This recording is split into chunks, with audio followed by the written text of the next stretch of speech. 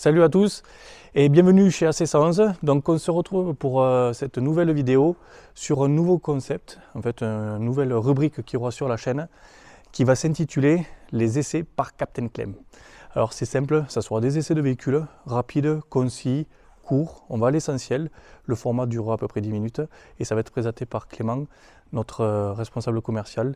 Et donc sans plus tarder, on va te présenter la nouvelle voiture qu'on veut te faire voir aujourd'hui, une Golf GTI G60. Allez, à de suite.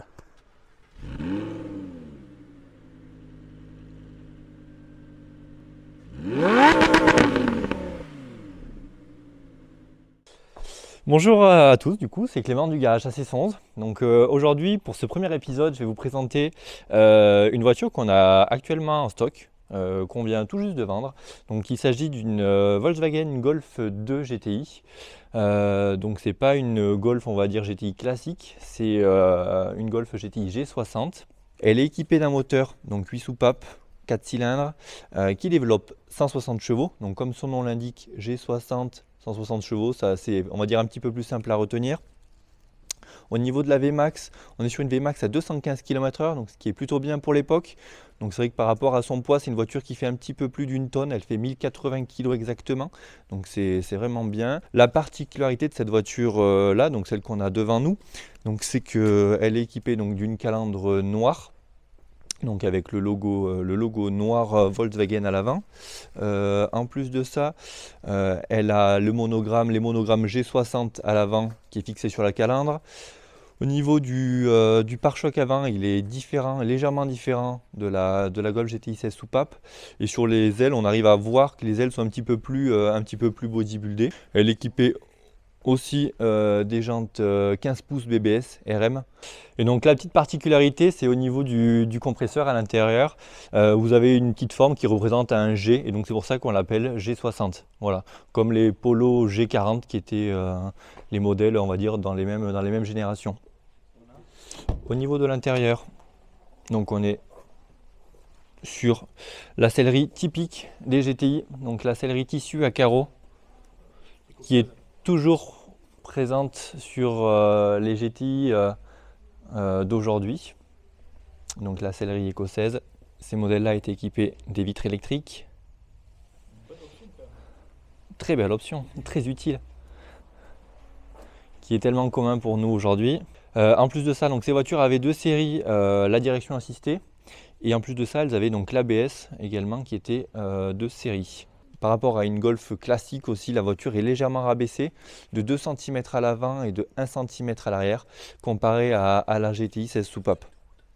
Voilà, donc ça, on va dire le rabaissement, ça va apporter vraiment une meilleure tenue de route à la voiture. Donc après, il y avait eu plusieurs modèles de Golf G60, il y avait eu la G60 Synchro, donc c'était une G60 en 4 motrices, et la G60 Edition 1 qui avait du coup c'était les toutes dernières produites et qui avait une sellerie spécifique et des petits autocollants Edition 1 un petit peu partout sur la carrosserie. Voilà, donc là sur celle-ci on est bien sur une G60 classique. On va partir essayer le bolide, on va le sortir et puis vous allez venir avec moi.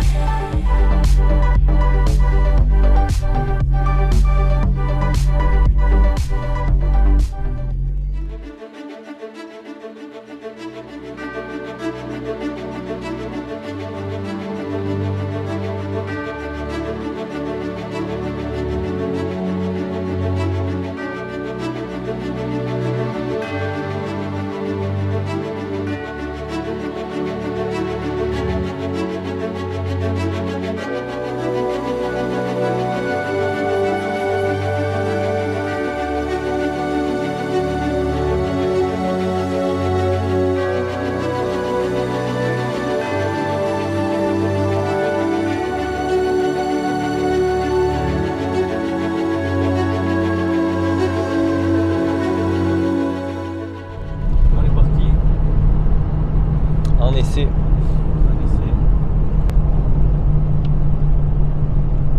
Boîte 5. Boîte 5. Au niveau de la direction, c'est vrai qu'elle est assez précise. Il y a quand même voiture qui a 30 ans, même au niveau du freinage. C'est une voiture qui se prend quand même assez bien en main, pour moi qui n'ai pas l'habitude des voitures anciennes. L'avantage c'est qu'avec le compresseur, elle est, on va dire, elle est beaucoup plus nerveuse à bas régime, que je pense qu'avec un moteur turbo. Elle se lance beaucoup plus rapidement au début. C'est linéaire après ou pas? Après c'est linéaire, ouais, effectivement, c'est assez linéaire. Voilà, comme on peut le voir, j'en ai pas facilement, toujours sans encombre, sur les routes aveyronaises. Allez, on attaque la côte. Je suis tout seul dans la voiture, ça va mieux, il y a moins de poids, on est plus léger. Les 160 chevaux sont bien là. On dirait pas que la voiture a 30 ans, hein. On se croirait presque dans une voiture un peu plus moderne. On croirait presque une Saxo VTS ou une 106 S16. Vraiment, elle a pas vieilli cette voiture. C'est vraiment, en plus on est bien installé dans les baquets. On flotte pas trop dans les sièges. Je trouve que ça reste assez confortable, c'est pas tape-cul et ça reste conduisible même pour quelqu'un qui sait pas piloter. L'embrayage est assez souple, les rapports passent bien. C'est vraiment la voiture idéale pour celui qui veut se balader le week-end, en profiter, se faire plaisir. Vraiment, c'est une chouette voiture. Et je pense que du fait de son compresseur, c'est ce qui fait tout le charme de la voiture aussi. C'est qu'elle est vraiment, c'est vrai que à bas régime, elle est quand même assez nerveuse. Bon, du coup, Clem, tu me passes le volant de la voiture. Je vais essayer voir ce que ça donne. Je pense pas que j'aurai l'occasion d'en reconduire une. Et voilà, on cale.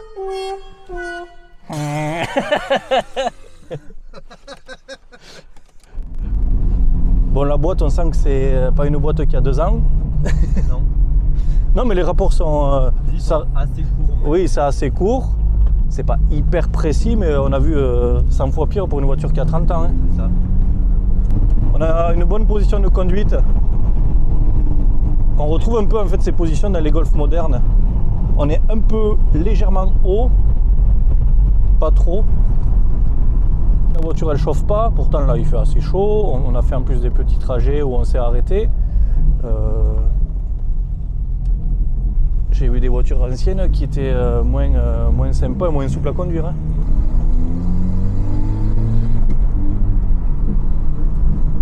Ça pétarade comme il faut.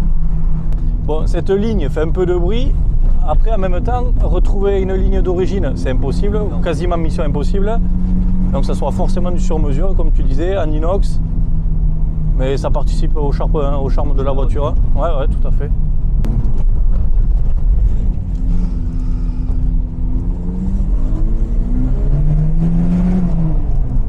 Et là, après cette fête coquine dans les petits virages, elle se fait sage sur la ligne droite. Derrière, c'est comment? C'est confortable. C'est confortable?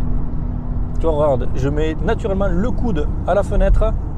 C'est qu'on est à l'aise là. On commence à l'avoir bien en main. Ouais, on l'a bien en main. Ouais. On va rentrer calmement au local, doucement, et tu nous feras un petit débrief de cet essai, Clément. Bien sûr.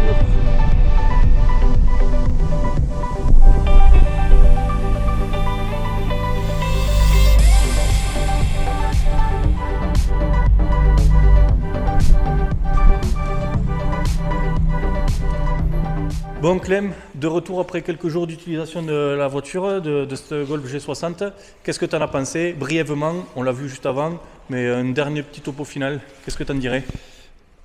Je te le garde. Ok. Bon. Donc c'est vrai que je pense que c'est vraiment une bonne voiture, c'est vraiment le collector à acheter, hein, on va dire. Déjà, d'une, ça prend en cote.